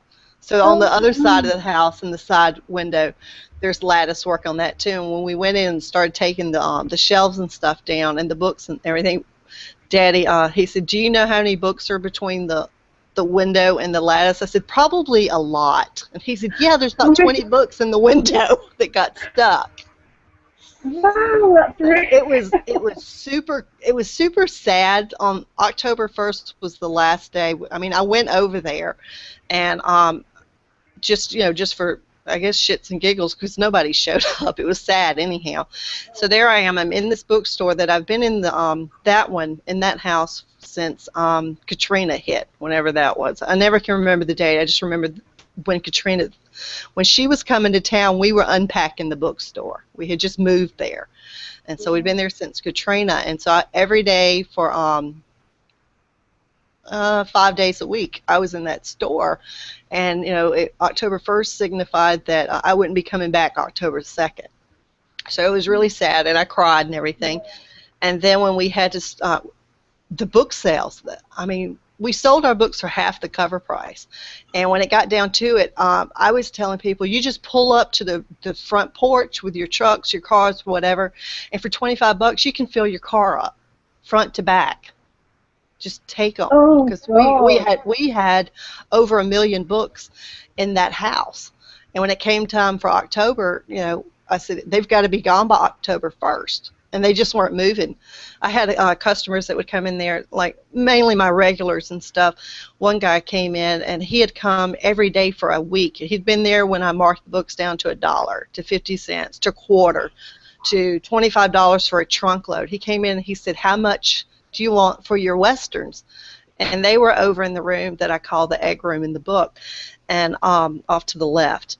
And I said, $25 and you can take what's left and Louis L'Amour. And that was probably 1,200 books for $25.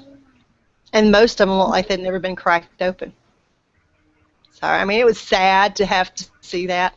And then once everybody was gone and we had donated and sold, I still had tons of inventory left over. And I started taking them to 2nd and Charles in another city to trade in for credit, so that when, if I need a book later, I could just go get it. I have credit. And once the store was totally empty and Daddy had gone in and started dismantling shelves, we sold a bunch of them. And then the house was totally empty. I went in, and it didn't even feel like the same place. It was sad. It looked like it had been gutted. So, it was sad. It's like a skeleton of the place.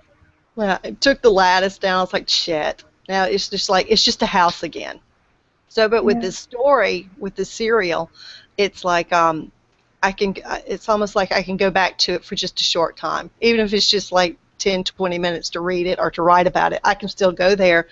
And because of the customers that have been coming for 12 years, I've got lots of, as Daddy called, fodder for the story. And then for adding the ogres is just land yap, really. So, and with each book. Now? What's there now? It's just our house. We haven't. Daddy's thinking about selling it now, so We were gonna, my daughter was gonna live there and rent, and but that fell through. So he's just gonna sell it. So it's gonna be somebody's house, or it could be it's commercial property, so they can do with it what they want. So it's sad. So, but It with sounds this like you're serial, celebrating it in the best way yeah, with the this is the book. best way I can. And Yeah, one of the cool things that I did with this book is each book there'll be a past experience with one of my customers, like Miss Carrie. In the book, yeah, it's raining when she's there, and she's getting ready to leave, and she's like, "Oh shit, I wish I had an umbrella," and this has happened, so this is true. And I said, "Oh, I've got one right here." And it's this big, huge stadium umbrella that has the Alabama Crimson Tide on it, the college football team. And yeah. she was always, if she said anything that was kind of sarcastic or something, she'd say, "Oh, I like your nerve." And so in the book, I say, "Oh, I like your nerve." I can just see me going into that, taking that Alabama umbrella into that LSU loving nursing home. And I said, "I know, that's why I picked it." She would, I mean, I did that for her, and she's like, "I can't take that into that nursing home." I said, "Yeah, you can. Just bring it back when you come back next week." So that's one of my memories that I've got in my story. And it's true. And I know I said in the beginning that this is all based on fiction. The ogre part is to a point, other than I actually told somebody that that was something in the attic. That's probably the only fiction part because they're not really there. But the stories with the customers, that's real. And then That's I've had cool. so many crazy things. I think the So, fact as well, though, that the more you talk to people and people get to know you about the whole, you know, history of the place and, you know, all your memories and stuff, I think that'll connect a lot, you know? The fact that people are reading your memories and your, like, pleasures that you've had in that place, I think right, that'll make an awful lot of difference. I had one lady I let read it a while back, and she said she could totally visualize the house the way it's described. And I said, well, I'm glad, because that was one of the things it was known for. It looked like you were going into a maze. It was a maze of books. Yeah, So I said, I'm glad that you took that away from that. One of the things I was going to say, the character Lon and Boris too. I mean, they're both two little potbelly ogres, and I have a lot of male friends, and, around here, especially because the food's so good, and the daiquiris are right around the corner. So they are all pretty much overweight. And what I hate hearing, and I've heard somebody that we know and love say this too, I'm fat. I'm a big fat guy. I'm a big fat guy. Or they'll say I'm fat and I'm ugly, and I get sick of it. Now my character is based on me. Charlie and the character is me basically, and because in the bookstore that's how everybody talked to me. That's who I'm known for is Charlie. So when Charlie looks at Lon, because she's kind of sweet on him, when she looks at him, she doesn't see the monster. She doesn't see the green skin. She doesn't see that he's missing an eyelid. Or, she doesn't see all those things. She doesn't see big, fat, and ugly. She sees a man, and it's somebody that's kind and compassionate. And that's how I feel when I look at my big guy friends. I don't see their beer guts that a lot of them have. I don't see that they think that they're ugly, because I don't see that. And that's the one thing that I kind of hope that anybody that reads these stories will take away from, that just because that's what it looks like on the outside, that there's so much more on the inside. And if you look for that, you won't see that stuff. I don't. There's there's a guy in California. I think he lives in Chicago now. I don't know. He was constantly, forever saying, "I'm just so big and fat. I'm just so big and fat." I was like, "Note to me, you're sexy." And he's like, "I don't see how you see that." And I said, "Well, you are. You're sexy and you're kind." And he says, "Well, gee, thanks. You're probably the only one that thinks that." And I said, "Well, that's sad." And it yeah, is. I don't like that. And one of the guys that was on Charter Mains, there was three of them, and they wanted to be known as the Titans of Texas, or the Texas Titans. And they said, yeah, because it's three little fat guys, so you get 3 tons the fun. I said, and I even said, you can hear it on the show, I don't like that. I said, don't say that.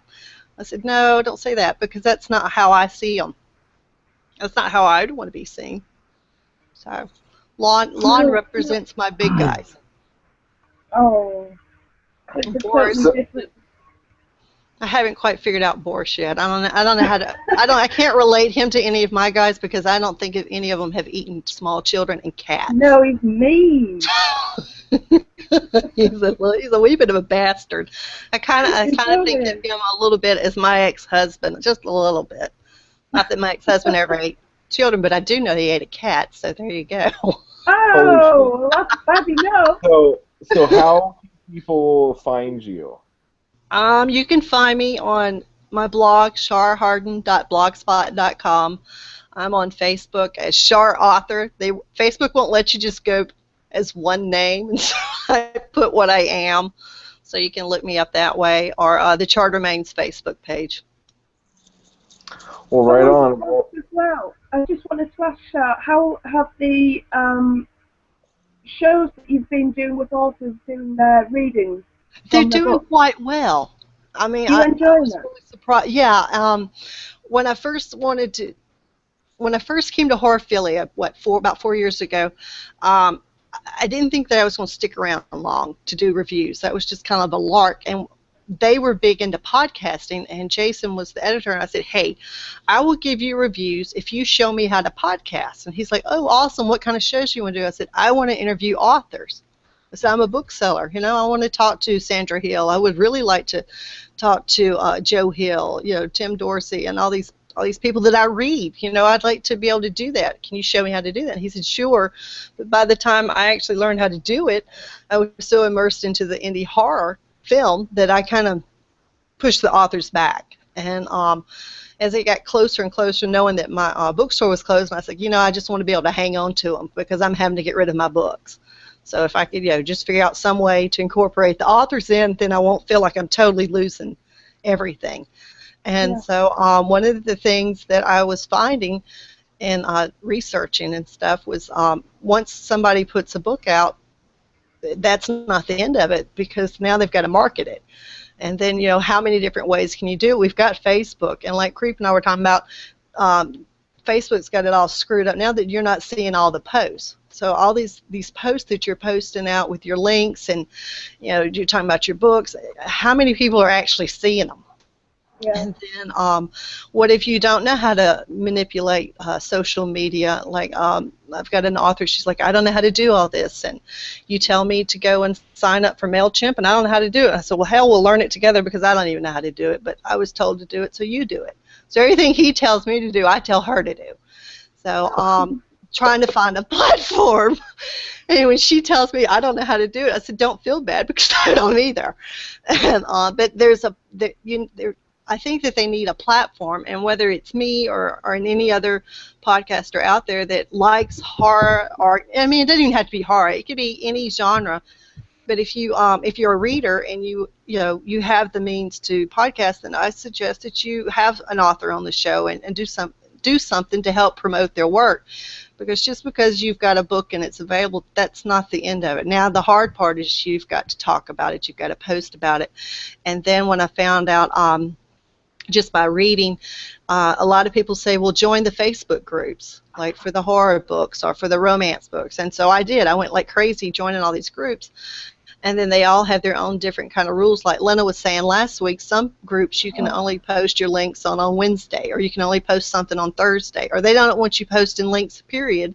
It's just for helping me write a book or helping me do this. They don't want you to post any kind of links for any kind of promotion for anything. Yeah. So I'm like, fuck, what am I doing in here? So, so whatever kind of platform is basically what I was wanting to give on my show. And anybody can go on somebody's podcast and be interviewed, and I'm not downplaying that or anything because I really appreciate y'all for having me on today. Aww. But I was wanting to do something different other than just like an interview kind of thing. So I thought, well, wouldn't it be cool? Because I had already told the other author, and I'll say her name. She knows who she is, Donna. She was asking for ways to do stuff and to promote her book, and I said, why don't you call the local library and see if you can do a reading? Okay, or why don't you do this or that, chicken fat. So when I kept kind of coming back to the reading, I thought those are really fun. I've been to those at our library, and at other places. And I said, that's kind of cool. So that's what I went with. I said, why don't we just do live readings? And then it all sounded good on, in my head. And then when I actually approached the authors, they're like, ooh, live, oh shit, and oh, I don't want to do that. And I was like, I can relate because I can't read. I mean, shit, I do good to just talk. My pronunciation skills on certain words is just non-existent, and I could be reading something and hit a word. I know what it means, and I know what it's used for in the context. But if I can't pronounce it, I'll totally skip it.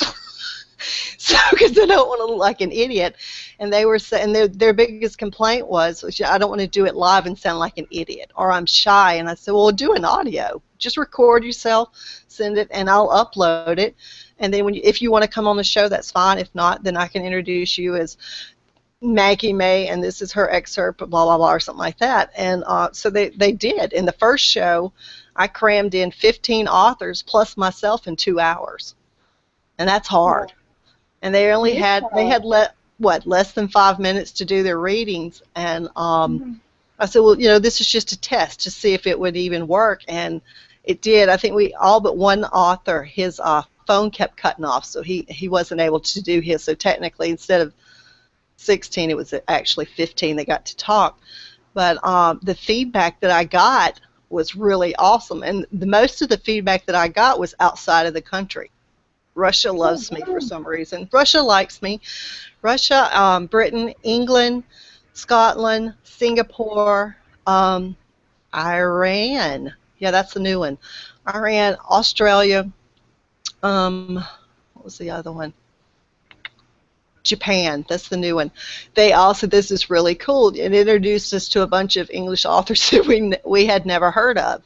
And the most feedback I got back on the authors was for William Pattison, a.k.a. Eric Morris, and for Creeps readings, because they got so into it. Oh. Because you did, but your voices, when they commented about you, he's like, oh, that was really cool, that guy used voices. It's good to talk to him on the telephone. He's like that all the time. And then when they commented about it, he's like, we had never heard of William Pattison, and I'm really interested in reading Psychotic State because it's about bullies. And I was like, right, this bully snapped. This kid was bullied forever, and now he's fighting back. So those y'all were the two authors that they commented the most about, but the others, they got equal time too. I mean, there was a lot of people that wrote in, and like I said, the majority of them were from outside the United States. And you had one last night, right? Yeah, I did one last night, and for what I think there was a gremlin loose because nobody's audio would work, and the ones that called in had to do it live. And I know one, Amber did hers that she wrote on Goodreads, and God bless her, she read it, and it was like lightning. She was like reading through like so fast, and taking a second to breathe. And I said, she's nervous. And so I was like, you did good, don't worry about it. And she's super shy. For Amber to call in and hang on that long, that was awesome. And then the other lady that was new on the show was L.K. Evans, and she talked about her fantasy novel that I can't remember the name of because I'm not really familiar with it, but it's on the show.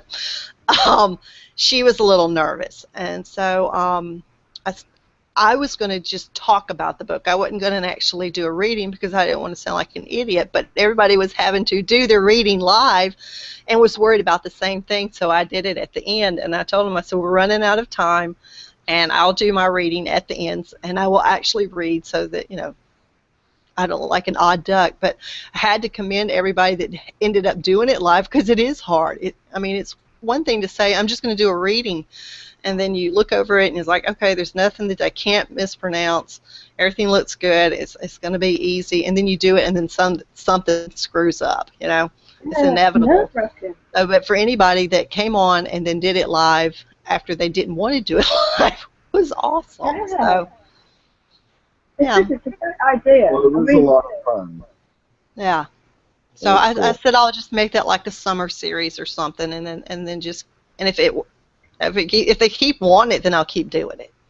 That's awesome.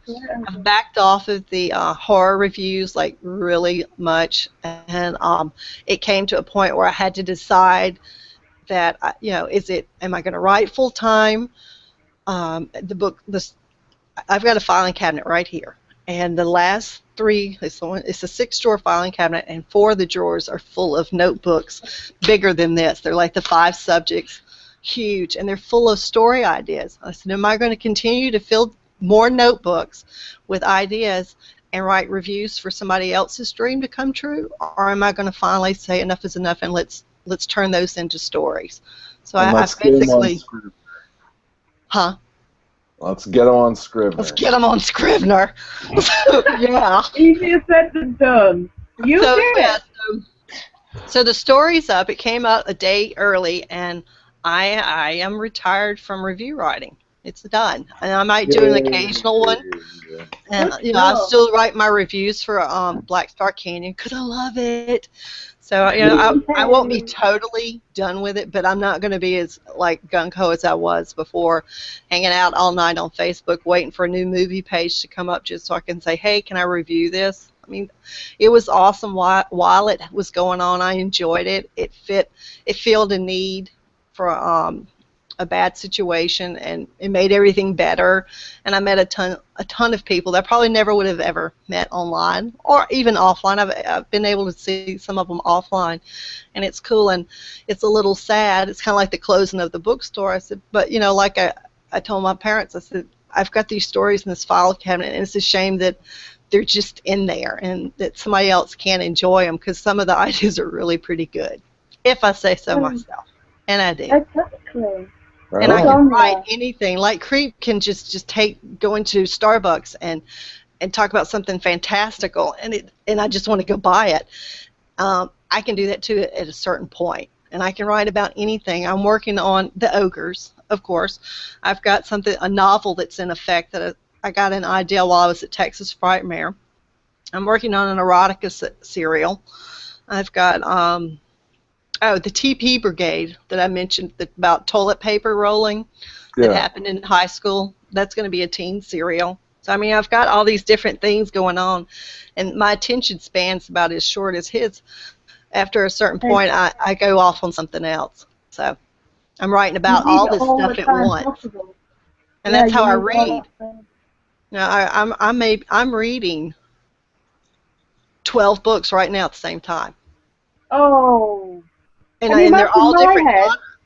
I mean, there's mystery, there's suspense, there's a couple of teen fictions. Do you have a book in each room? Like you have a book They're in the everywhere. room, a book in the bedroom, a book in the bathroom. So like wherever room you go into, that's the book you're reading. There's my bookcase. Can you see that? Yeah. It's full. There's shit there. There's books there. There's a ton of them in the bathroom. I've got a bookshelf on the other side of this cabinet that's it's full. There's books everywhere. Look. Gods, Encyclopedia of Gods. I'm using it, obviously. I shit you not, they're everywhere. Cookbooks. That's how it should These are be. awesome. They're everywhere. How it should be. So when I had to clean up the apartment, I had to clean up the floor because there's shit everywhere. There's books everywhere. So. Well, right on. Well, thank you so much for coming on. That was super fun. Me. Yeah, thanks so much. It's so much easier to talk to you and not have to send Zoe a message like, did he seriously just call me a jerk? Or send you a message like, here's this link, you should talk about it. God, is he still yelling in my ear? So this right on. Well, we'll put the link up for the book and I'll send pass it to you. it around and stuff. Yeah. So, But I have to congratulations. thank y'all. I mean, if it wasn't for Creep and Zoe, this book wouldn't be up. Because I wouldn't have sat down to write it. Sit down, and just write about it. So I did. Yay! Everyone should shut up and just write stuff. Just shut up and just do it. Well, that's about it. And if you're lucky enough to be friends with the sweetest guy in California and the really cool Brit chick in England, then you got something going for you. If you're not, then you're just screwed. And you have to read Scrivener for Dummies. Oh, God, I hate this book. I'd much rather read. I'm reading something called Little Vampire Women. I think you might like it, Zoe. I had to get you the author. Is But it like she's Little taken, Women but vampires? yeah, she's Yeah. taken lemon. She's taken Little Women, and it even has this lady's name, and I can't think of it, Anne Louisa May Alcott on the cover. But it's basically the Little Really? Women story, but they're vampires. Oh, that sounds. I read Pride and Prejudice and Zombies not too long Right. ago, and I Oh, loved that. Sense So and it's gonna be. Sensibility and something. I've got all of them. I loved them. Yeah, they're really good. It's just Yeah. like a complete different take on it. It's really good. Yeah, I Yeah. will enjoy it. My Well, Kindle right is on. full of Blackstone. What is it? Black Star Canyon. I always call it Blackstone. Black Star Canyon. I'm reading those. Congratulations You on know putting what? the finale. Thank you. And I just wanted to say something. Holy shit! It was awesome. Blackstone. Do you know what a blackstone is? No, it's I'll black. tell you what a blackstone is. Because I had a friend from Louisiana who was a blues singer, and he changed his name to something Blackstone. And his dad's like, "Why are you calling yourself that?" He's like, "I don't know. I just like it." And he's like, "Don't you know what that is?" And he's like, "No." And he's like, "That's what it's a stone that you rub on your penis to make Oh it shit! bigger." It's Well, like an Zoe, I hope your mom doesn't listen to this. So do I, Char. Well, no, it's crazy. Like I never heard of that I before. And didn't he's know like, that. "No, it's like it's a Louisiana voodoo thing." Oh well. Wow. Yeah. Look, it's bad every time I go to say, "Hey, the new Blackstone stone star." So that's funny. Now I think about penises. Great. That's subliminal, that Char. That it's It's like always bacon. Blackstone Oh popping into God! your Every head. time I go to put the bacon in the microwave now, I think of that story bacon, and that dude wrapped all up in bacon. Yep. Yum. I know. All right, guys. Well, thanks so much for watching and listening, and thanks, Char. And Yeah, everybody go to Hickory Cottage. Thank you. Yay. And get Black Star Canyon Season 2, Episode 5 out Yeah, now. Booker was good. Woohoo! Oh, All right, take sorry, care, Zoe's mom. She's used to it. Bye. Bye.